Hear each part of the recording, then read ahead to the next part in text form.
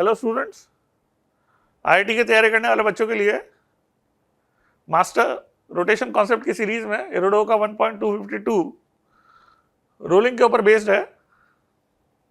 इसमें एक स्फीयर जो है इंक्लाइन पे रोल करता हुआ नीचे आ रहा है।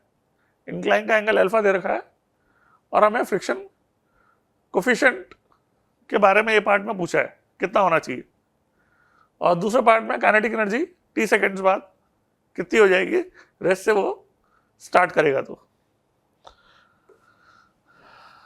सवाल को करने के लिए एक्टिंग फोर्सेस जो है कंसिडर करने पड़ेंगे। mg को रिजॉल्व करेंगे तो mg cos अल्फा इंक्लाइन के परपेंडिकुलर n के बराबर हो जाएगा, और रोल कर रहा है तो स्टैटिक फ्रिक्शन अपवर्ड्स लगेगा, और सेंटर का एक्सीलरेशन a से हम अल्फा को रिलेट कर देंगे रोलिंग की कंडीशन में, अल्फा को a बाय r लिख देंगे।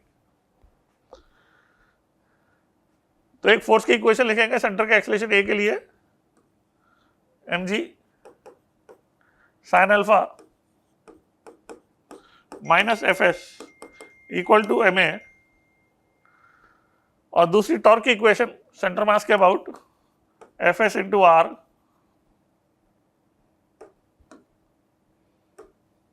इज इक्वल टू स्फीयर दिया हुआ है solid sphere 2/5 mr² into alpha, alpha a by r लिख देंगे। तो इससे fs आ गया 2/5 ma, और यहां पे fs की वैल्यू डालेंगे या ma की वैल्यू 5/2 fs डाल देते हैं,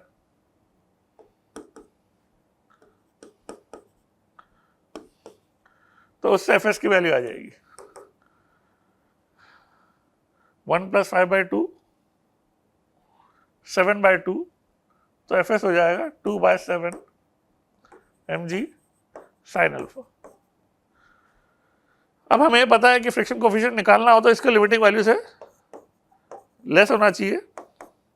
लिमिटिंग वैल्यू जो होगी म्यू mg cos अल्फा लिखेंगे, तो इससे हमें मिल जाएगा tan अल्फा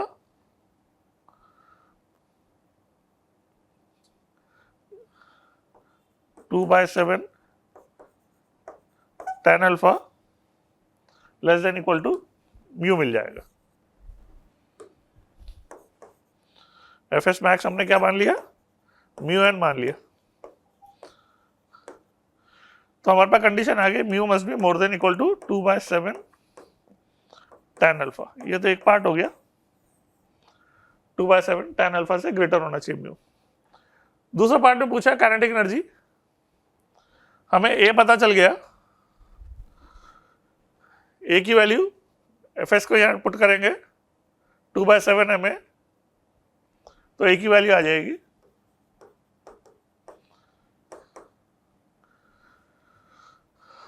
7/5 ma करेंगे तो a is equal to 5g sine alpha upon 7। इससे हम v की वैल्यू लिख सकते हैं u + at से 5g/7 sine alpha into T. अब काइनेटिक एनर्जी जो है वो कंबाइंड ट्रांसलेशन रोटेशन मोशन करती बॉडी रोल करते हुए स्फीयर के लिए लिखेंगे तो ½ mv² प्लस ½ IC⍵²।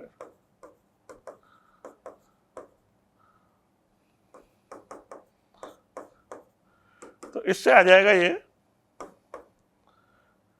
7/10 mv², और v की value 5g/7 sine alpha into T है।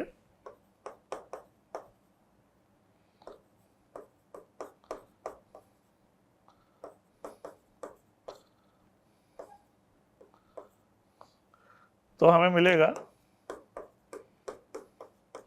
5/14, के की वैल्यू क्या मिलेगी हमें 5/14 mg² sin² alpha into t²। जी में स्क्वायर नहीं आएगा क्योंकि जी में भी स्क्वायर आएगा, यहाँ पे करेक्शन होना चाहिए,